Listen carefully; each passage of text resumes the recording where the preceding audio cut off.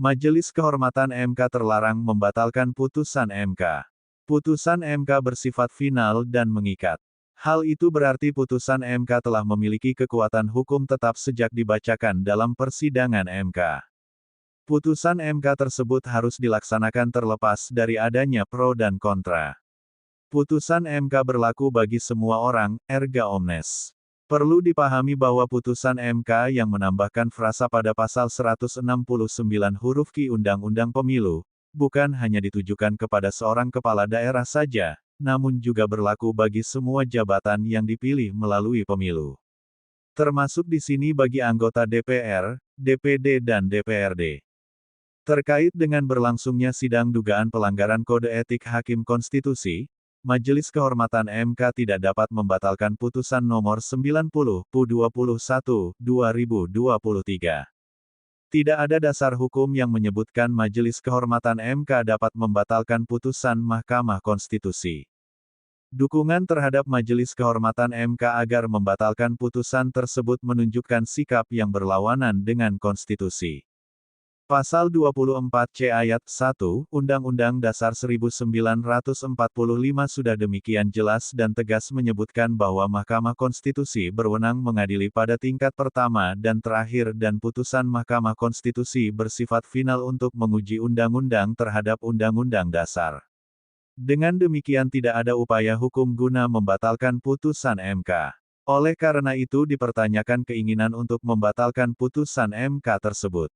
Sebagai negara hukum, maka kewajiban mentaati hukum berlaku bagi semua warga negara dan sekaligus negara harus menjamin terselenggaranya pelaksanaan hukum secara pasti dan adil. Putusan MK harus dimaknai sebagai jaminan perlindungan bukan hanya ditujukan kepada kepentingan individu, kepentingan masyarakat akan tetapi juga menyangkut kepentingan negara. Suka atau tidak suka terhadap putusan MK yang pada akhirnya menjadikan Gibran sebagai cawapres dan disandingkan dengan Prabowo, demikian itu sudah sah secara hukum. Segala macam perdebatan maupun berbagai manuver seperti gagasan hak angket DPR tidak dapat memberikan pengaruh apapun terhadap putusan MK. Khusus menyangkut gagasan hak angket, perlu dipertanyakan. Sejatinya pelaksanaan hak angket menunjuk pada adanya dugaan pelanggaran terhadap pelaksanaan undang-undang atau kebijakan pemerintah. Pelaksanaan suatu undang-undang atau kebijakan pemerintah yang diduga bertentangan dengan peraturan perundang-undangan harus diawali dengan adanya perbuatan konkret. Di sini dipertanyakan perbuatan konkret apa yang terjadi. Seiring dengan itu, adakah hubungan sebab akibat kausalitas, dengan adanya dampak yang demikian luas pada kehidupan bermasyarakat, berbangsa, dan bernegara? Pertanyaan tersebut pernah penulis sampaikan langsung pada Masinton Pasaribu selaku pihak yang mengusulkan hak angket terhadap MK saat dialog di salah satu stasiun televisi, namun ternyata tidak ada kejelasan. Penjelasan yang disampaikan justru menunjukkan ketidakjelasannya. Di sini terlihat semakin jelas ketidakjelasannya. Desakan pembatalan terhadap putusan MK tentang uji materi batas usia capres dan cawapres oleh Majelis Kehormatan MK bertentangan dengan UUD 1945. Ketika dikatakan bertentangan, maka Majelis Kehormatan terlarang membatalkan putusan MK tersebut.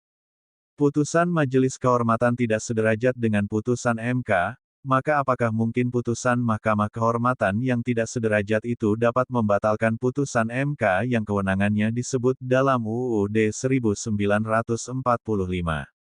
Jawabannya tentu tidak mungkin, demikian itu menjadikan Mahkamah Kehormatan terlarang melakukannya.